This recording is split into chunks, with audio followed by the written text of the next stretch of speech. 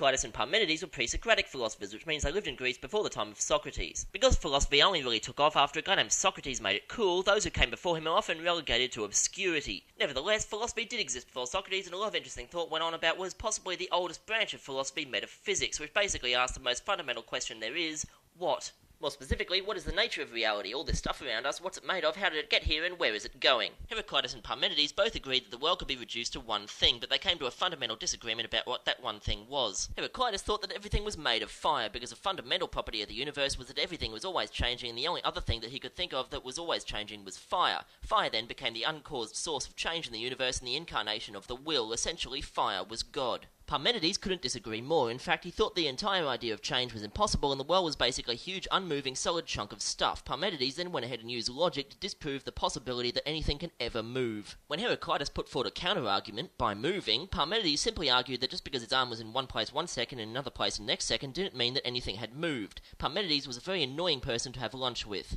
But basically, Parmenides' arguments were a precursor to the proven scientific principle of conservation of mass and energy. A more philosophical implication, however, is the theory of the block universe. The block or eternalist universe is the theory that time and space exist as a four-dimensional block and every event from the beginning of time to the end of time is set. Just as the past is unalterable, so is the future. This means that there is no change, and if you could step outside the block and look at the past and the future at the same time, you wouldn't see anything changing, just a big solid brick of set events. The only reason that we can't do that now is purely by chance. The laws of the universe have dictated that we remember the past but not the future, giving the illusion that there's something called time happening and that there's something is being written. This is called fatalism, and combined with the idea that every event is caused by a prior event, we get determinism. The thing about determinism is that it's mostly incompatible with the idea of free will. The determinist therefore makes a bold claim that free will, the idea that we are in any way in control of our actions, is a total illusion, because every thought we have is as much subject to cause and effect as the movement of billiard balls on a pool table. The opposing view, which argues that we do have free will, is called libertarianism, but despite the fact that all experience attests to the existence of free will, nevertheless it's the libertarians who have a more difficult argument to make, because free will seems to require something like Heraclitus' fire to be possible, an agency or source of influence lying outside of causality. This is often mocked by determinists as the little gods hypothesis, the idea that we ourselves are unmoved movers who can kick off a chain of events without being subject to the laws of causality, which is a power that absolutely nothing else in the universe appears to have. Even though the philosophies were in direct opposition, Parmenides and Heraclitus were both named by Plato as among the wisest of the early Greek philosophers, which seems like much less of an accomplishment when you consider they never really had any choice in the matter.